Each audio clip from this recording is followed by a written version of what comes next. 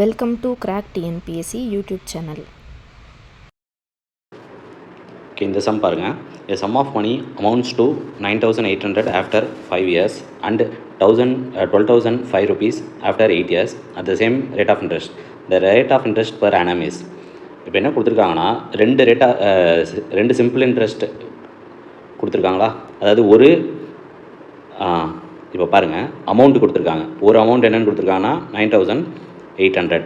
இது எத்தனை வருஷத்துலனா 5 வருஷத்தில். அடுத்து இன்னொரு அமௌண்ட் கொடுத்துருக்காங்க, அது என்னென்னா 12,000 ஆகிடுமா, 12,005 rupees ஆகிடும். இது 8 இயர்ஸில். அதாவது இப்போது இந்த வருஷத்தில் இருக்க அமௌண்ட்டுக்கும் இந்த வருஷத்தில் இருக்க அமௌண்ட்டுக்கும் நம்பர் ஆஃப் இயர்ஸ் டிஃப்ரென்ஸ் வந்து 3 இயர்ஸில் அமௌண்ட் ஏறி இருக்குது. அப்போனா அந்த ஏறி இருக்கிறது எல்லாமே இன்ட்ரெஸ்ட்டால் மட்டும்தான் ஏறி இருக்கும். அப்போனா இதோட டிஃப்ரென்ஸையும் எடுக்கணும். இதோட டிஃப்ரென்ஸ் எடுத்தோம்னா 2205. அந்த 2205 எத்தனை இயரில் வந்திருக்கு? 3 இயர்ஸில் வந்திருக்கு. 1 இயரில் அப்படின்னா எவ்வளோ இருக்கும்? 1 இயரில் அதை டிவைட் பண்ணோன்னா வந்துடும். 1 இயர்லனா 7, 3, 5. ஓகேங்களா, 735. அதாவது 1 இயரில் சிம்பிள் இன்ட்ரெஸ்ட் வந்து 735. அப்போனா ஃபஸ்ட்டு இந்த கண்டிஷன் எடுத்துப்போம்.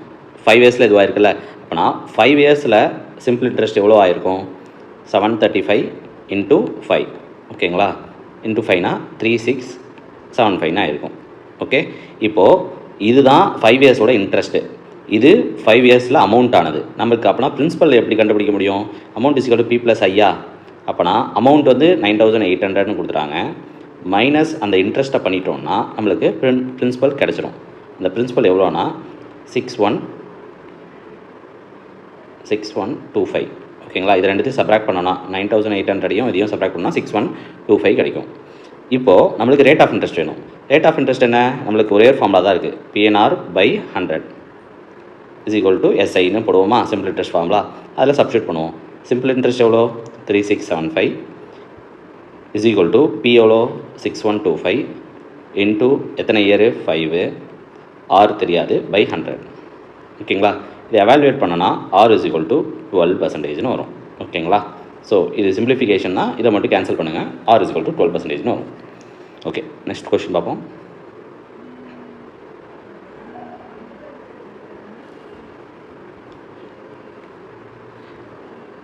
இங்கே பாருங்கள், what will be the ratio of simple interest earned by certain amount at the same rate of interest for 6 years and that for 9 years. What will be the ratio of simple interest earned by certain amount at the same rate of interest for 6 years and that of 7 years. ஓகேங்களா, இப்போ அப்போனா நம்ம ஒரு ratio கண்டுபிடிக்க போகிறோம். அந்த ratio எதுக்கான ரேஷியோனா, SI ஒரு ரேட்டில் அது 6 இயர்ஸ்க்கு இன்ட்ரெஸ்ட் ரேஷியோனா டிவைட் பண்ணுவோம். SI 9 இயர்ஸ்க்கு. ஓகேங்களா, ஸோ இதுக்கு ஒரு P இருக்குன்னா அதே அமௌண்ட்டை தான் இதுக்கும் இருக்க போகுது. சேம் ரேட்னு சொல்லிட்டாங்க. இதில் இருக்க R தான் இதுலேயும் இருக்க போகுது. ஓகேங்களா, இப்போ SI என்ன ஃபார்முலா? PNR/100. இதில் என்னோட வேல்யூக்கு மட்டும் சப்ஸ்டியூட் பண்ணுற மாதிரி இருக்கும். இங்கேயும் கீழே PNR/100. ஸோ இப்போது P மேலேயும் ஒன்று தான், கீழேயும் ஒன்று தான். ஆரும் மேலேயும் ஒன்று தான், கீழே ஒன்று தான். இந்த 100 அப்படியே போட்டுக்கலாம். N மட்டும் இங்கே 6 வரும், இங்கே 9 வரும். இப்போ அப்போனா இது காமனாக இருக்குல்ல, மேலேயும் கீழேயும் அடிச்சிடலாம்ல. அப்போனா 6/9 தான் ரேஷியோ. அதை 2:3ன்னு எழுதலாம். 2/3ன்னு எழுதலாம், இல்லை 2:3ன்னு எழுதலாம். ஓகே, ஸோ இந்த மாதிரி சம்ஸும் கேட்டுட்ருக்காங்க. Next question. இந்த சம் பாருங்கள். A person borrows 5,000 for 2 years at 4% simple interest. He immediately lends it to another person at 6.1/4% per annum for 2 years. Find his gain in the transaction per year.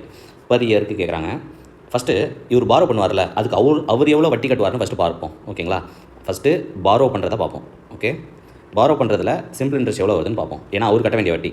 So PNRக்கு பதிலாக 5,000 into 2 years 4% எப்படி போட்டுப்போம். இது borrow பண்ணுறது. அடுத்து lent, அதை வாங்கிட்டு அவர் யார்கிட்ட இருந்தோ வாங்கிட்டு இதை திருப்பி வேறு யாருக்கிட்டையோ கொடுத்து ஒரு காசு பார்க்க போகிறாரு. இப்போ நல்லா தெரிஞ்சுக்கோங்க, இது 4% அண்ட் இது 6.1/4%. அப்போனா இந்த அவர் ஒரு இடத்துல வாங்குறாரு, இங்கே பாருங்கள் பாரோ பண்ணுறாரு. இதுதான் அந்த பர்சனை. ஃபஸ்ட்டு பாரோ பண்ணிவிட்டு அந்த அமௌண்ட்டை லெண்ட் பண்ணுறாரு, வேறு யார்கிட்ட கொடுக்குறாரு. இது வந்து 4% இருக்குது, இது 6.1/4%. அப்போனா இதுதான் அதிகம். அப்போனா அவருக்கு நிச்சயமாக லாபம் கிடைக்க போகுது. பட் அது எவ்வளோன்னு பார்ப்போம். ஸோ கொடுக்குறதுல எவ்வளோ அவருக்கு கிடைக்குதுன்னா, அதே 5,000 2 இயருக்கு கொடுக்க போகிறாரு. ஆனால் எவ்வளோ பர்சன்டேஜ்? 6.1/4னா 25/4ன்னு போடுவோம், by 100. இதில் ரெண்டுத்துக்கும் உள்ள டிஃப்ரென்ஸ் தானே அவரோட லாபமாக இருக்கும். ஸோ அதை ஃபஸ்ட்டு கண்டுபிடிப்போம். இது ரெண்டுத்தையும் சப்ராக்ட் பண்ணுவோம். ஸோ 5000 இன்ட்டு 2 இன்ட்டு 4/100 மைனஸ், அதாவது பெரிய வேல்யூ இது தான், அப்போனா பெரிய வேல்யூ தான் முன்னாடி பண்ணும். 5000 இன்ட்டு 2 இன்ட்டு 25/4/100. இப்போ காமனாக இருக்கிறது எல்லாத்தையும் வெளில எடுத்துருப்போம். காமனாக இருக்கிறது எல்லாத்தையும் வெளில எடுத்தோன்னா என்ன வரும்? 5000 இன்ட்டு 2 10,000 வரும். 10,000 டிவைடட் பை 100 காமனாக வெளில எடுத்துருவோம். அப்படின்னா என்ன இருக்கும்? உள்ள 25/4 மைனஸ் 4 மட்டும் தான் இருக்கும். ஓகேங்களா? ஸோ இந்த 2 0 இந்த 2 0 அடிச்சிடலாம். இப்போ இந்த 6 இந்த 4 அங்கே போச்சுன்னா 25 மைனஸ் 16 டிவைடட் பை 4. இது வந்து எவ்வளோ? 100 இன்ட்டு 9 டிவைடட் பை 4. இந்த 4 இது அடிச்சோன்னா 25 25 இன்ட்டு 9 225. இது அப்போனா 2 வருஷத்தில் அவருக்கு 225 கெயின். என்ன கேட்குறாங்க? கெயின் இன் ட்ரான்சாக்ஷன் பர் இயர் கேட்குறாங்க. அப்போனா 2 இயர்ஸ்க்கு 225னா 1 இயருக்கு அதை டிவைட் பண்ணணும் 2ஆல். எவ்வளோ கிடைக்கும்? 112.5 rupees. ஓகே, ஸோ இவ்வளோதான். அடுத்த சம் பார்ப்போம். A sum of money doubles itself in 7 years. In how many years will it become 4-fold? ஓகேங்களா? ஏதோ ஒரு அமௌண்ட்டு, ஓகே, அந்த பிரின்சிபல் அமௌண்ட் வந்து டபுள் ஆகிறதுக்கு, ட்வைஸ் ஆகிறதுக்கு 7 வருஷம் ஆகுது. ஓகேங்களா? In how many years will it become 4-fold? அதாவது நம்ம ஒரு காசை வச்சுருக்கோம், அந்த காசு கூட நம்ம வச்சுருக்கிறதுக்கு ஈக்குவலண்ட்டான ஒரு அமௌண்ட்டு வரதுக்கு 7 இயர்ஸ் எடுக்குதுன்னா அந்த இப்போ 2p ஆகிடுமா? அதாவது p கூட ஒரு p வரதுக்கு 7 இயர்ஸ், p கூட இப்போ இன்னொரு p எக்ஸ்ட்ரா ஆகுதா? இதுக்கு 7 இயர்ஸு, அதுக்கப்புறம் இது வரதுக்கு இன்னொரு 7 இயர்ஸ் ஆகும். அப்போனா 4-foldனா இன்னொரு p வரப்போகுதுன்னு அர்த்தம். அப்போனா இதுக்கு ஒரு 7 இயர்ஸ். ஓகே, அப்போனா எவ்வளோ இது? இது ஒரு 7, இது ஒரு 7, இது ஒரு 7 அப்படின்னா ஸோ இதுக்கு வந்து நீங்கள் இந்த மாதிரி ஞாபகம் வச்சுக்கிறதா ஈஸி. ஓகே, ஒரு p ஆட் ஆகிறதுக்கு, அதாவது நீங்கள் வச்சுருக்கிறதுக்கு ஈக்குவலண்டான அமௌண்ட் ஆட் ஆகிறதுக்கு 7 வருஷம் ஆகும். அதே அமௌண்ட் திருப்பி நல்லா தெரிஞ்சுக்கோங்க. சிம்பிள் இன்ட்ரெஸ்ட்டில் வந்து பார்த்திங்கன்னா பிரின்சிபல் ஒன்றே தான் இருக்கும். அதே மாதிரி இயர் ஆன் இயர் வரப்போகிற சிம்பிள் இன்ட்ரெஸ்ட்டும் ஒரே மாதிரி தான் இருக்கும். அதாவது வட்டியும் ஒரே மாதிரி தான் இருக்கும். அப்போனா இந்த p வரதுக்கு 7 இயர்ஸ்னா இன்னொரு p ஆட் ஆகிறதுக்கு இன்னொரு 7 இயர்ஸ், இன்னொரு p ஆட் ஆகிறதுக்கு இன்னொரு 7 இயர்ஸ். அப்போனா 4p வரணும்னா அதுக்கு 7 + 7 + 7 3 7 தான் ஆட் பண்ணுவோம். ஏன்னா ஆல்ரெடி ஒரு p நம்மள்ட்ட இருக்குது. ஓகே, அதுதான் நம்ம கடன் கொடுத்துருக்கோம். ஸோ இதுக்கு ஈச் 7 இயர்ஸ்னால் 21 இயர்ஸ் தான் ஆன்சர். ஓகேங்களா? இதுக்கு சிமிலராக இன்னொரு சம் பார்ப்போம். ஓகே, இங்கே பாருங்கள். a sum of money doubles itself in 4 years. அதாவது ஒரு p வந்து 2p ஆகிறதுக்கு, தட் இஸ் p + p ஆகிறதுக்கு இந்த ஒரு p ஆட் ஆகிறதுக்கு 4 இயர்ஸ் ஆயிருக்கான். how many years it becomes 8 டைம்ஸ்னு கேட்குறாங்க. அப்போனா p + p + இதே மாதிரி p 8 டைம் வரணும், 8 டைம்ஸ் வரணும். அப்போனா இது ஒன்று மட்டும்தான் ஒரிஜினலாக நம்மள்ட்ட இருக்க காசு. அதை கொடுத்து தான் நம்ம இன்ட்ரெஸ்ட், இது எல்லாமே இன்ட்ரெஸ்ட்டாக இருக்க போகிறோம். அப்போனா இன்ட்ரெஸ்ட்டாக இருக்கிறது எத்தனை ஆயிருக்கும்? இப்போது டபுள் ஆகுனா ஒரு p இருக்கும். அப்போனா 8 டைம்ஸ் ஆகுனா 7 p இருக்கும். ஓகேங்களா? ஒரு p வரதுக்கு ஒரு பிரின்சிபல் அமௌண்ட் ஆட் ஆகிறதுக்கு பார்த்திங்கன்னா நமக்கு 4 வருஷம் ஆகுனா 7 × 4 28 இயர்ஸ் ஆகும். ஓகேங்களா? ஸோ 28 இயர்ஸ் எடுக்கும். ஓகே, ஸோ இதுதான் இதோட ஆன்சர். ஸோ அடுத்து, a sum was put at simple interest at certain rate for 2 years. Okay, had it been put at 3% higher rate, it would have fetched 300 more. Find the sum. Okay, இங்கே பாருங்கள், ஒரு amount, அந்த amount என்னன்னு சொல்லலை, principal அமௌண்ட்டை என்னன்னே சொல்லலை. ஓகேங்களா? அதோட வந்து ஒரு சர்டைன் ரேட் ஆஃப் இன்ட்ரெஸ்ட், அந்த ரேட்டை 6ன்னு வச்சுப்போம். ஃபார் 2 இயர்ஸ் போடுறாங்க. ஓகேங்களா? இது ஒரு கண்டிஷனாக கொடுத்துறாங்க. அதுக்கப்புறம் இன்னொன்று என்ன தெரியுமா சொல்கிறாங்க? அதே பிரின்சிபலை அது கூட r + 3% அதிகமாக போட்டிருந்தா, ஆல்ரெடி ஃபஸ்ட்டு கண்டிஷனில் r போட்டோம்ல, அதை விட 3% அதிகமாக போட்டிருந்தா அதே பீரியடுக்கு 2 இயர் பீரியடுக்கு 300 ரூபா அதிகமாக கிடச்சிருக்குமா? ஓகேங்களா? அப்போனா சிம்பிள் இன்ட்ரெஸ்ட் எவ்வளோ கிடச்சிருக்கும்? இந்த 2 வருஷத்துக்கும் உள்ள டிஃப்ரென்ஸ் எவ்வளோ இருந்திருக்கும்? 300 அதிகம்னா இந்த இதை விட இந்த இது அதிகம்னு அர்த்தம். ஓகேங்களா? ஸோ இப்போது நம்ம ஃபார்முலாவை போடுவோம். ஃபார்முலாவில் பிரின்சிபலை நம்ம கன்வீனியன்ஸ்க்கு பின்னு வச்சுப்போம். இந்த இதுவும் பிரின்சிபல் p தான். ஸோ இந்த ரெண்டுத்துக்கும் இது ஒரு கண்டிஷன், இந்த கண்டிஷன் ரெண்டுத்தோட சப்ராக்ஷன் வந்து எவ்வளோ வரணும்? 300 வரணும். இப்போது p இன்ட்டு r வந்து r + 3 இன்ட்டு n வந்து 2 divide by 100 minus p into r into 2/100 which is equal to 300ன்னு சொல்லிட்டாங்க. ஸோ இப்போ என்ன பண்ணலான்னா காமனாக வெளில எடுக்கலாம். இந்த 2 காமனாக வெளில எடுத்தோம்னா 2 இடத்துலையும் போய்டும். அதை இந்த சைடில் கேன்சல் பண்ணோன்னா 150 ஆகிடும். ஓகேங்களா?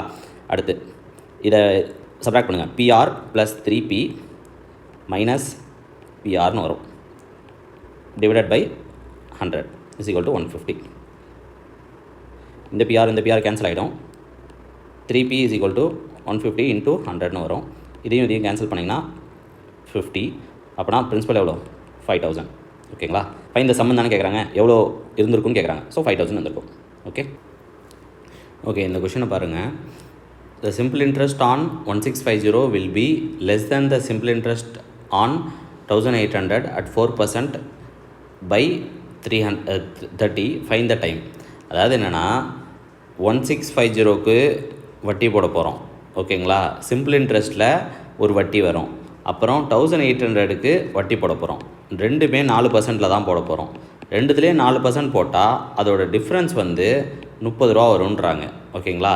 அப்போனா அதை எத்தனை வருஷத்துக்கு போடுவாங்கன்றது தான் கேட்குறாங்க. என் மட்டும் கொடுக்கல ஓகேங்களா. இப்போது நம்ம இது பெரிய வேல்யூவுக்கு ஃபஸ்ட்டு முன்னாடி போட்டுப்போம். ஸோ பி என் வந்து எவ்வளோ தெரியாது, ஆர் எவ்வளோ 4% divided by 100 minus 1650 N 4% divided by 100.